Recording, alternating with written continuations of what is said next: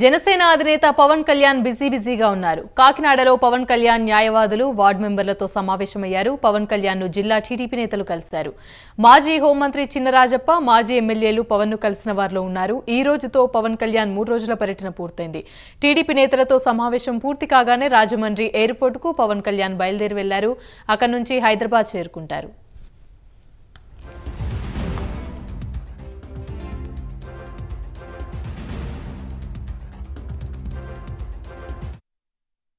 కాకినాడ జిల్లా సంబంధించిన ఇన్ఛార్జీలందరూ కలవడం జరిగింది.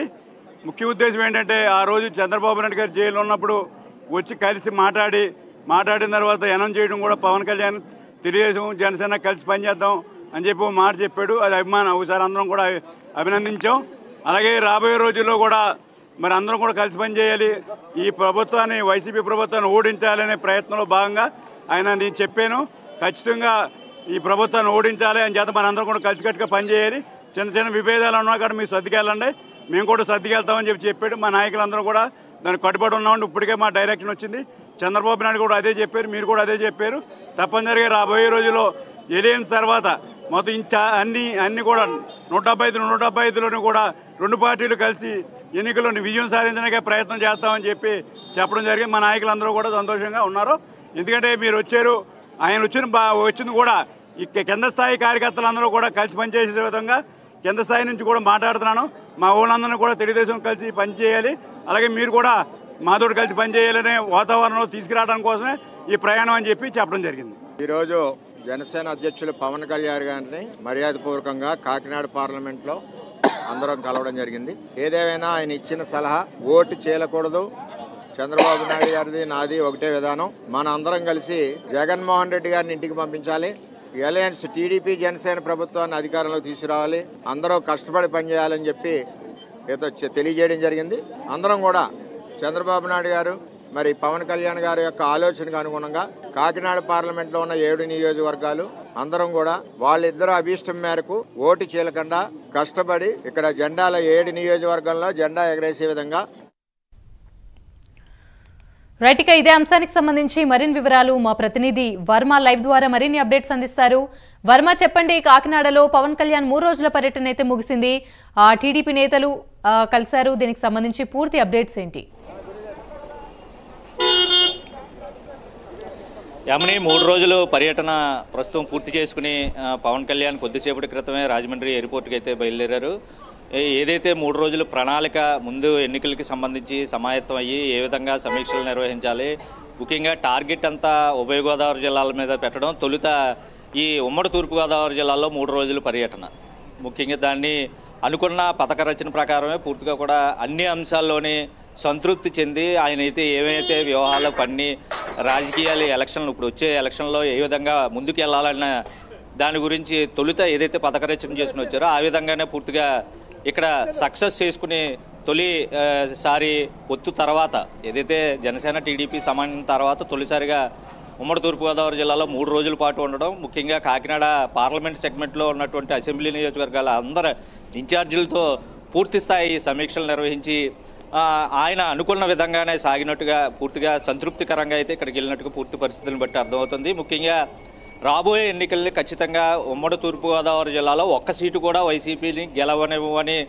గతంలోంచి చెప్పుకొస్తున్నటువంటి పవన్ కళ్యాణ్ ఆ దిశగానే అడుగులు వేస్తూ ఈ సమీక్షలు కూడా పూర్తిగా నిర్వహిస్తూ 3 రోజుల పాటు నియోజకవర్గ ఇన్ఛార్జీలు పిలిపించుకుని, అలాగే ఏదైతే ఒకవైపు న్యాయవాదులు, వైద్యులు, అలాగే కార్యకర్తలు, కార్మిక సంఘాల నాయకులకు సంబంధించి అన్ని వర్గాల ప్రజల్ని కూడా మళ్ళీ టచ్ చేస్తూ ఒకవైపు వాళ్ళ సలహాలు సూచనలు కూడా తీసుకుంటూ ఇప్పుడు వైసీపీ ప్రభుత్వం అవలంబిస్తున్న పద్ధతులకి సమాధానం తిరిగి దమ్ముతో సమాధానం చెప్పాలి, లేదంటే గెలుపు తన ఓటుతోనే సమాధానం చెప్పాలి, తన గెలుపునే లక్ష్యంగా చేసుకుని వైసీపీ ప్రభుత్వానికి ధీటుగా సత్తా చాటాలనే ఉద్దేశంతో పవన్ కళ్యాణ్ ఒక పథక రచన ఇప్పటికే చేసుకున్నట్టు దానిలో భాగంగానే ఈ సమీక్షలు ఆయన ఎంచుకునే విధానం కానీ లేదంటే చేసేటటువంటి సమీక్షలు కానీ చూస్తూ ఉంటే చాలా పక్కా ప్లాన్తోనే వ్యూహాలతోనే పవన్ కళ్యాణ్ అయితే పర్యటన అన్నది ఇక్కడ నుంచి కొనసాగించారో అదే దాన్ని ఉమ్మడి తూర్పుగోదావరి జిల్లా నుంచే ఇప్పుడు ముఖ్యంగా కూడా ఉభయ గోదావరి జిల్లాల నుంచే మొత్తం రాష్ట్ర వ్యాప్తంగా కూడా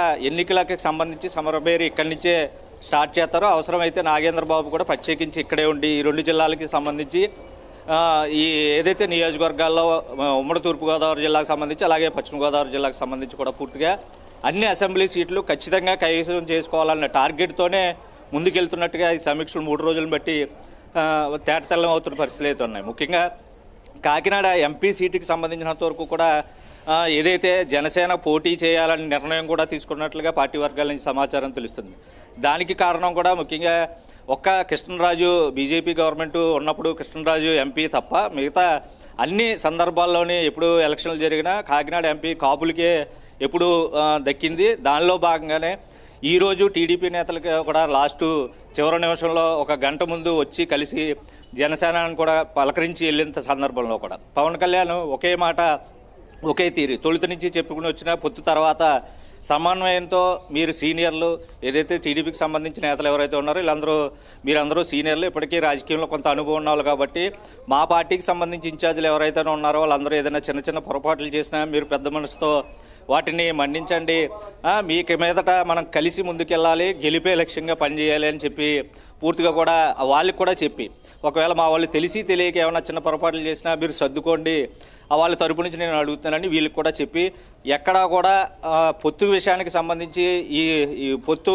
నాయకుల్లో పొత్తు అయితే కింద కేడర్లో ఉండదన్న దానికి సమాధానంగా కూడా చాలా ఇప్పటివరకు ప్రణాళిక కూడా రచన చేసుకుని దానిలో భాగంగానే అందరినీ సమన్వయం చేసుకుంటూ అందరికీ సమప్రాధాన్యత ఇస్తూ ఎవరూ నొచ్చుకోకుండా ఇప్పుడు సీట్లు పంపకాల విషయానికి వచ్చేటప్పటికి జనసేన ఎంచుకునే సీట్లు ప్రాధాన్యత ఎంతవరకు ఉంటుంది అంటే ఎక్కువ సీట్లు టీడీపీ ఇప్పటివరకు 2 సార్లు ప్రభుత్వంలోకి వచ్చి తర్వాత కూడా ఇప్పుడు ప్రతిపక్షంలో ఉన్న తర్వాత ఆ పార్టీ నుంచి పొత్తుతో వెళ్ళేలో భాగంగా ఎక్కువ సీట్లు ఎంచుకున్నవి ఖచ్చితంగా సక్సెస్ సాధించాలి. అది సాధించుకోవడం ఎలాగన్నా కృషి కూడా ఏ పరిపాటి కృషి చేశారో అదంతా కూడా టీడీపీ నేతలతో ఇప్పటికే చంద్రబాబుతో చర్చించిన తర్వాత కూడా కింద కూడా వీళ్ళందరినీ కలుపుకుని వెళ్ళాలన్న ధోరణితో పూర్తిగా కూడా ఈరోజు సమావేశం వాళ్ళతో కూడా కావడం, వాళ్ళు కూడా బయటకు వచ్చి ఆ పార్టీకి సంబంధించి చినరాజప్ప కూడా వచ్చిన తర్వాత అందరితో సమన్వయం చేసి కలిసికట్టుగా మనం వెళ్ళాలి, కలిసిగానే మనం పోరాటం చేయాలి, కలిసిగానే మళ్ళీ ప్రభుత్వాన్ని ఏర్పాటు చేయాలని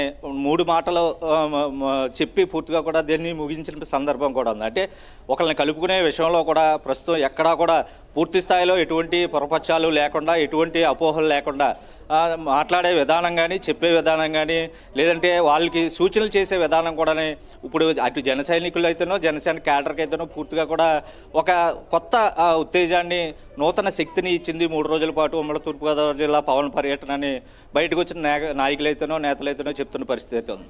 ఏదేమైనా వ్యూహం ఇప్పుడు ఏదైనా కష్టం వస్తే ఇక మీదట కాకినాడ కేంద్రంగానే ఉమ్మడి తూర్పుగోదావరి జిల్లా కేంద్రంగానే నేను రాజకీయాలు పూర్తి స్థాయిలో నిర్వహిస్తాను అని చెప్పకనే ఆయన పథక రచన అర్థమయ్యే రీతిలో ప్రస్తుతం 3 రోజుల పర్యటన చాలా గ్రాండ్ సక్సెస్ చేసుకుని ప్రస్తుతం రాజమండ్రి ఎయిర్పోర్ట్కి బయలుదేరి అటు నుంచి హైదరాబాద్ అయితే చేసుకుంటారు. ఏ కష్టం వచ్చినా జన సైనికుడు పిలిస్తే మంగళగిరిలో ఉంటే 3 గంటలు, హైదరాబాద్లో ఉంటే 6 గంటల్లో నేను వచ్చి వాళ్ళతో మీకు నేను ధైర్యం నేనే మీకు ధైర్యం అని చెప్పి కూడా చెప్పిన పరిస్థితులు కూడా ఈ సమీక్షల్లో ఆయన వెల్లడించిన తర్వాత బయటకు వచ్చినటువంటి నేతలు కూడా అదే మాటలను కూడా చెప్పడం అయితే జరిగింది. ముఖ్యంగా పవన్ కళ్యాణ్ రాజకీయాల్లో చెయ్యాలంటే డబ్బు మద్యం లేని రాజకీయాలు జనసేన చేస్తుంది రాబోయే రోజుల్లో, అటువంటి రాజకీయాల్లో మీరు చూస్తారు అన్న ఒక మాట అయితే వాళ్ళకి నూరు పోసి మనం కూడా ప్రజల్లోకి ఈ విధంగానే వెళ్ళాలని చెప్పి ప్రస్తుతం ఆయన సమీక్షలు ముగించుకుని ఇక్కడి నుంచి అయితే వెళ్ళడం జరిగింది. Right, thank you Varma.